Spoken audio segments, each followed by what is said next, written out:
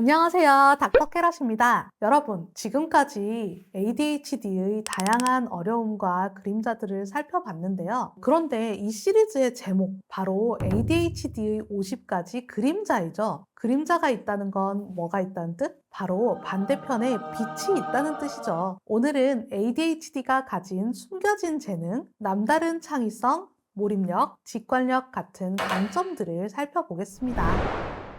첫 번째, 고지능 ADHD. 유튜브에서 의사쌤인데 나 성인 ADHD예요 라고 이야기하는 선생님들 보신 적 있으시죠? ADHD라고 하면 흔히들 공부 잘하는데 왜 ADHD예요? 저 공부 못하지 않는데요? 이렇게 ADHD는 학업적인 성취가 떨어질 것이다 또는 지능이 낮다라는 이야기로 오인하시는 분들이 계세요. 그런데 실제로 ADHD는 지능과 무관하게 나타나고요. 고지능을 가진 ADHD도 분명히 있습니다. 단순히 학업적으로 잘하시는 의사쌤들뿐만 아니라 정말 이 역사에 길이 남을 천재 이런 분들 중에서도 ADHD가 많았거든요. 대표적으로 레오나르도 다빈치라든가 또 전구를 발명한 에디슨 이런 사람들이 ADHD라고 알려져 있어요. 고지능을 가진 ADHD 같은 경우에는 언어적인 사고력이 좋다든가 유머 센스가 뛰어나다든가 개념 이해가 뛰어나서 학습적으로 높은 성취를 하기도 하는데요. 이런 분들이 다만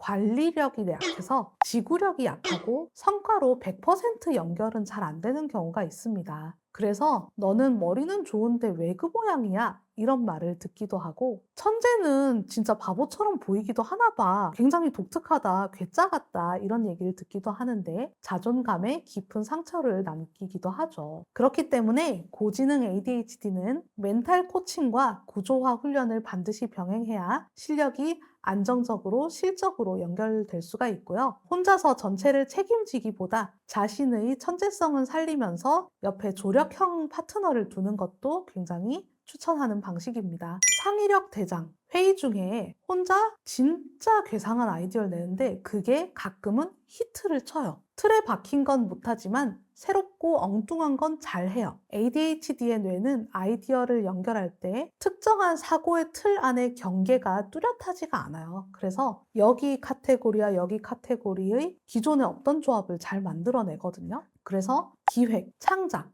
디자인, 스토리텔링 같은 영역에서 돋보이기가 쉽습니다. 다만 이러한 창의성을 뒷받침해줄 지구력과 실행력이 있어야 되기 때문에 그 부분에서 좌절을 좀만 극복하면은 굉장히 좋은 성과물을 만들어낼 수가 있고요. 창의성을 현실화하려면 내 아이디어를 실행해 줄 수 있는 실행 파트너가 필수입니다. 그리고 아이디어를 떠올려도 금방 까먹을 수가 있기 때문에 기록하는 걸 습관화하셔야 되고요. 기록으로 끝내지 말고 조금이라도 맛보기라도 실행해보자. 라는 식으로 작은 시도부터 시작한다면 엄청난 창의력이 정말 엄청난 선물로 다가올 수 있을 거예요. 폭발적 몰입. 관심 가는 건 밤새서라도 파고들어요. 게임이든 그림이든 공부든 한 번 빠지면 눈에 불이 켜져요. ADHD는 집중을 하나도 못하는 사람이 아니라 집중을 균일하게 유지하는 게 안 되거든요. 그 말은 관심이 있는 것에는 굉장히 과몰입을 해요. 하이퍼 포커스라고 하는 그런 현상이 있는데 본인이 관심 가는 영역이 있다. 할 때 몰입의 강도와 지속 시간 모두 일반적인 사람들보다 강력하게 할 수 있습니다.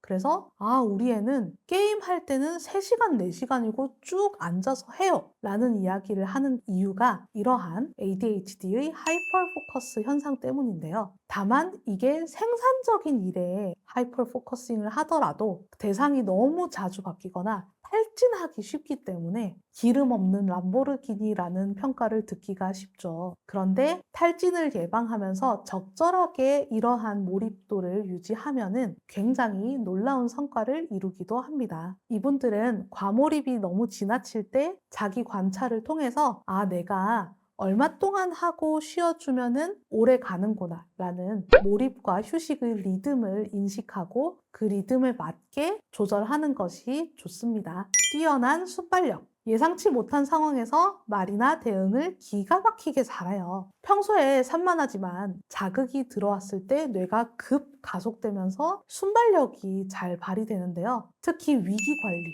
정말 각성도가 딱 필요한 사람이 예리해질 수 있는 그런 순간에 탁 빛을 발하는 경우가 있거든요. 그런데 이게 너무 아무 준비 없이 반응하거나 순발력이 생산적이지 않고 너무 비생산적으로 발휘될 정도로 불안도가 높아질 때는 실수나 경솔함으로 이어집니다. 정말 딱 적절한 상태에서 강점으로 발휘되는데 그 강점으로 발휘되는 그 상태의 폭이 많이 좁죠. 그래서 순발력을 무기로 활용할 수가 있지만 그것을 정말 잘 써야 된다. 어떻게 보면은 약간 충동성과 순발력은 양날의 검이기 때문에 평상시에 불안을 잘 다스리고 충동성이 아닌 순발력으로 발휘될 수 있도록 좋은 상태를 유지해 주시는 게 좋습니다. 연결고리를 잘 찾음. ADHD는 하나의 정보에서 엉뚱한 조제를 떠올리는 능력이 뛰어나는데 창의력하고도 연관이 되어 있죠. A 더하기 B를 통해서 A, B가 아니라 C, 1 더하기 1이 2가 아니라 100이 될 수 있는 창의적인 조합을 할 수가 있어요. 컨셉 기획이나 전략 수립, 브랜드 디자인 같은 일에 엄청 유리하고요. 브레인스토밍 이런 것들은 ADHD가 있는 그룹과 없는 그룹에서 굉장히 좀 차이가 나거든요. 그래서 이런 분들은 팀워크를 발휘할 수 있는 곳에 가서 다른 사람의 아이디어들을 조합하는 일, 이런 것들도 잘하기 때문에 팀과 협업을 했을 때 부족한 실행 능력이나 또 산만해지는 걸 방지하면서도 굉장히 강점을 잘 발휘할 수가 있습니다.